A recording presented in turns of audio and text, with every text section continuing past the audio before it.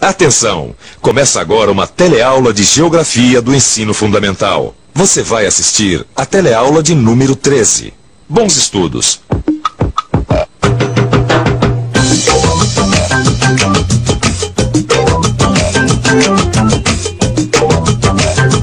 Lagos, riachos, rios, mares e oceanos.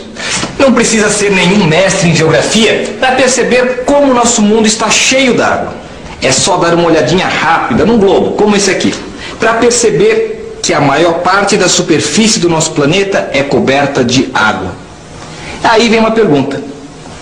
Com tanta água, por que o nosso planeta é chamado justamente de Terra? Quer saber? Então você está no lugar certo. Daqui a pouquinho vai ter a resposta. E tem mais. Nessa teleaula você vai aprender a importância da água para a vida na Terra. E vai ver também como o uso abusivo da água está criando sérios problemas, até mesmo da possibilidade de escassez da água disponível. Já pensou se faltar água? Sem água não dá, não é mesmo? E sem o conhecimento sobre ela também não dá. Por isso se prepare para um verdadeiro mergulho no planeta Água. Esse é o tema da nossa teleaula.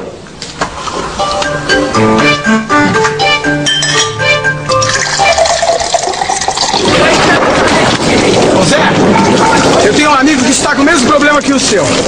Ele comprou um terreninho lá no loteamento e agora ele está se perguntando como é que ele vai fazer para arranjar água. Esse é um dos problemas mais graves nos loteamentos populares. Porque na maioria das vezes as prefeituras não instalam serviços básicos como de água, de energia e de esgotos. No meu caso, a solução vai ser abrir um poço. Mas eu tô com medo da qualidade da água. Qualidade da água? Como assim? Ora, meia água pode muito bem estar contaminada. Lá no loteamento tem muita gente que, por falta de grana e até mesmo de informação, não está nem aí com o sistema de esgoto. Tem lugar que o esgoto corre a céu aberto, um verdadeiro foco de contaminação. Aí é que mora o perigo. Essas valas podem acabar contaminando a água limpa que passa debaixo da terra e segue os poços. Quando chove forte, vira um inferno. As ruas se inundam e aumentam o risco de transmissão de doenças. Nossa, e o que você vai fazer? O engenheiro aqui da obra me deu umas dicas e eu vou construir um sistema de fossa consumidouro. E tem mais. Eu vou mandar fazer uma análise da água do poço para ver se ela já não está contaminada. Agora vamos ao trabalho. Pois é, você não brinca no serviço, hein? Ney, com qualidade de vida não se brinca. A gente tem que fazer tudo o que é possível para melhorar as condições de vida da nossa comunidade. Ficar parado aqui não dá, a gente tem que ir atrás. Principalmente para exigir que as autoridades públicas façam a parte delas. Ai, amiga, você não imagina o sufoco que nós estamos passando por aqui. A chuva não dá trégua e cai sem parar. O rio sobe, inunda tudo, parece dilúvio. Alguns vizinhos perderam tudo. É água que não acaba mais. Ô, louco, Pedrão! É água que não acaba mais, rapaz. A cidade está um caos. É rua parada, trânsito interditado, árvore caída, rua alagrada. Tá E eu não sei disso, Antônio. É nessas horas que eu fico pensando. Com tanta água, como é que o nosse planeta foi chamar justamente planeta Terra? Tá aí uma boa pergunta, hein? Você quer saber a resposta? Então presta atenção. É muito simples. Na antiguidade, quando os astrônomos deram o nome de Terra ao nosso planeta, eles achavam que o mundo era limitado pelo mar Mediterrâneo. Um mar relativamente pequeno. Ou seja, para eles, o nosso planeta era formado principalmente de continentes e rochas. Por isso, o nome Terra. Mas a verdade é exatamente o contrário. Hoje, pelas fotos tiradas pelos satélites, a gente pode ver que a maior parte da superfície da Terra é coberta pela água. Quer dizer, a Terra poderia muito bem se chamar de planeta Água. Você tem razão, Pedrão. Planeta Água, infelizmente. Infelizmente? Ah, não fala bobagem, Antônio. Você não sabia que nosso planeta é abençoado por Deus justamente por ter muita água? Você sabe, né? Então, A Terra é o planeta mais favorecido do Sistema Solar. Afinal, só a Terra tem na sua superfície uma temperatura que permite a existência da água nos seus 3 estados físicos: sólido, líquido e gasoso. E só a Terra possui chuvas, rios e oceanos. Esse imenso volume de água, que nunca para de se movimentar, foi a fonte de vida na Terra e é essencial para a sua manutenção. A água é a substância mais abundante da biosfera e a sua maior parte está no estado líquido, na forma de oceanos, mares, rios e lagos. Uma pequena parte está no estado sólido, as geleiras, e a outra na forma de vapor, a umidade do ar e as nuvens. Resumindo, água é vida. Por favor, Saddam, você saberia me responder o que acontece com a água em estado líquido quando a gente aquece? Vira vapor. Não, esquenta, ferve e aí vira vapor. Por favor, Cidadão, o que acontece com o vapor de água quando a gente resfria? Ele vira em estado líquido de novo, não? Condensa e vira água. Tá? Obrigado. Tá vendo? Olha, não é segredo nenhum. A água, quando é aquecida, vira vapor. E esse vapor, quando é resfriado, vira água em estado líquido novamente. Pois é exatamente isso que acontece com a água do nosso planeta.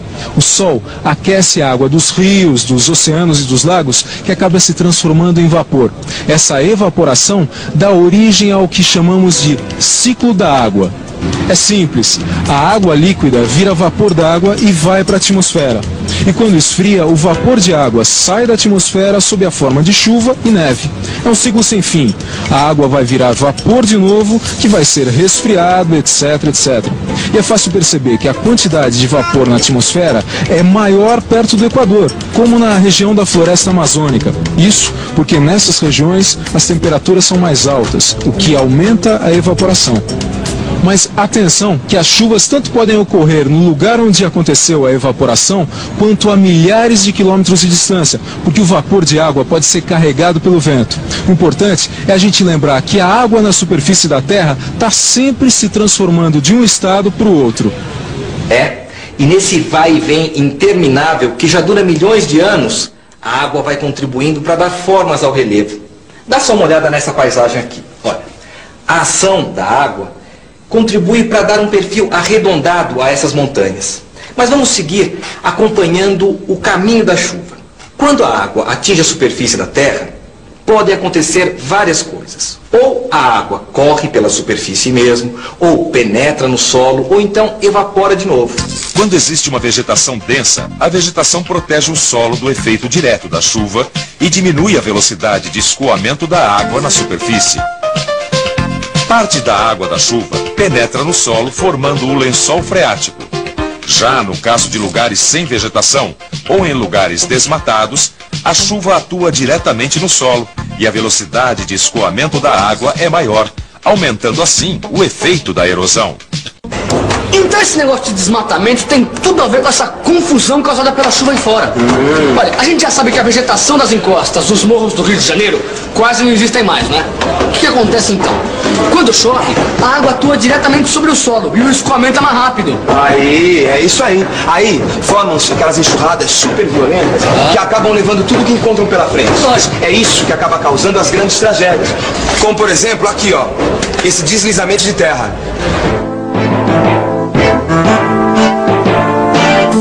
Essa vida é mesmo muito estranha. Essa chuvarada que causa tantos danos aí, aqui seria uma bênção. No sertão, depois da chuva, a vida renasce, fica tudo verde e os rios voltam a aparecer. Ei, carta do pessoal da minha terra. Lá, na época da seca, é muito duro. Mas quando chove é uma beleza que só vendo. O rio volta a renascer e ganhar força. Você registrou? É isso mesmo. A água da chuva que corre pelas encostas costuma se juntar nos vales, formando os rios. Os rios movimentam as águas a grandes distâncias. E nesse movimento carregam junto um material sólido que fica em suspensão na água, como a areia, por exemplo. E a maioria dos rios brasileiros depende das chuvas. Quando chove mais, é o período das cheias. Os rios transbordam, alagando as terras mais baixas, próximas às suas margens. Quando chove pouco, ou mesmo nada, é o período da vazante. Aí, o volume dos rios baixa. E se a estiagem for muito longa, pode acontecer até mesmo do rio secar. Ô Zé, enquanto você falava aí, eu tava pensando um negócio aqui comigo. O rio é uma espécie de estrada das águas. Uma estrada que traz a água dos lugares mais altos para os lugares mais baixos. Bem pensado, Ney. É isso mesmo. E você sabe onde essa estrada vai dar? Quer dizer, qual o destino dessa água toda? E você sabe? O oceano. Esse é o destino da água dos rios. Ou seja, a água volta para o oceano de onde tinha saído graças à evaporação. Daí começa tudo de novo. É o interminável ciclo da água. Agora, é importante perceber que a atmosfera e o oceano estão ligados um com o outro. É unha e carne. Dá só uma olhada aqui, ó. A combinação do vento, do calor do sol e do movimento de rotação da Terra impulsiona imensos volumes de água, que assim circulam pelos oceanos. São as correntes marinhas. Essas correntes são verdadeiros rios que correm pelos oceanos. Elas circulam dos polos para o Equador na forma de correntes frias e do Equador para os polos como correntes quentes. Esse movimento das correntes marinhas redistribui o calor que a Terra recebe do Sol. E mais, em comparação com os continentes, os oceanos demoram mais para se aquecer e também para se esfriar. Assim, sua temperatura é mais constante e eles acabam funcionando como um regulador térmico do planeta, abrandando a temperatura dos continentes.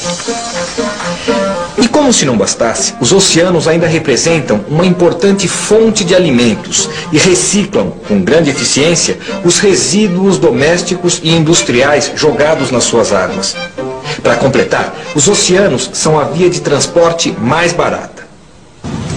Não dá para negar a importância da água para a vida no nosso planeta. Afinal, o que não falta na Terra é água. Então, assim, com tanta água, a gente nunca vai ter problema de escassez dos produtos, não é mesmo? Será? Vamos ver? Eu creio que sim. Que à medida que o homem, com as experiências dele e maltratando a natureza horrivelmente do jeito que está sendo tratado, quer dizer, eu acredito que futuramente nos faltará água, apesar do nosso planeta ter uma base de 70% a mais de água. Tem que economizar, porque o sistema, praticamente, o sistema de água de São Paulo, ele está quebrado, né? Então a minha impressão é essa. Obrigado, hein? Olha, tá vendo? As pessoas já estão começando a ficar atentas. E todo mundo tem que ficar mesmo. Porque mesmo sendo um recurso natural renovável, e mesmo sendo a substância mais abundante na biosfera, o uso da água tem que ser avaliado com muito cuidado para evitar problemas no futuro. A água é usada das mais diferentes formas e por isso mesmo não pode faltar. Mas ela tem sofrido muitos estragos. O lançamento de esgotos sem tratamento nos rios é uma das principais fontes de poluição. Tem também o problema dos produtos tóxicos e não biodegradáveis, lançados pelas indústrias. Hoje, o que parecia impossível já não é mais: a possibilidade de esgotamento da água disponível para uso. Esse é um dos desafios a ser enfrentado pelo ser humano. Mas o que fazer para evitar esse problema? Você tem alguma ideia? Eu tenho, Zé. Aquilo que você vai fazer lá no seu terreninho é uma grande ideia. A construção da fossa consumidouro. Assim você evita a contaminação da água do poço. É verdade, Ney. Mas isso é só uma gota no oceano. O que a gente precisa, na verdade, é de grandes medidas preventivas. Proibir que as indústrias joguem poluentes nos rios, por exemplo. A reciclagem de lixo é outra necessidade. Assim como a construção de estações de tratamento de água e esgoto. Mas tudo começa mesmo aqui, na cachola. Todo mundo tem que mudar a cabeça para perceber que a água é um produto nobre e, portanto, tem que ser usada com inteligência. O Zé tem toda a razão. Poluir e desperdiçar a água não tá com nada. E é bom você começar a pensar nesse assunto. Pensar e agir. Para você não esquecer nada, tá na hora da revisão. E atenção, se liga aí, que é hora da revisão. Na teleaula de hoje, você viu que a água é muito importante para a Terra e que ela se apresenta nos estados sólido, líquido e gasoso e está em constante movimentação de um estado para o outro. É o chamado ciclo da água. Viu também que a água das chuvas que escoa pelas superfícies tende a se concentrar no fundo dos vales, formando os rios. E que a água das chuvas e os rios ajudam a modelar o relevo, desgastando, transportando e depositando material arrancado das rochas. Você aprendeu ainda que as correntes marítimas ajudam a distribuir a energia solar pelo planeta e que os oceanos e mares funcionam como um regulador térmico da Terra. Por último, viu que, mesmo sendo a substância mais abundante do planeta, a água deve ser usada com critério e que medidas preventivas devem ser tomadas para evitar a sua escassez no futuro. Tá mais do que na hora de todo mundo pôr essa ideia na cabeça. A A água é um produto nobre e assim deve ser tratada. Desperdício? Nem pensar. Então, não desperdice a oportunidade de fixar tudo o que você aprendeu hoje. Mergulhe com tudo no seu livro de estudos. Tchau e até a próxima.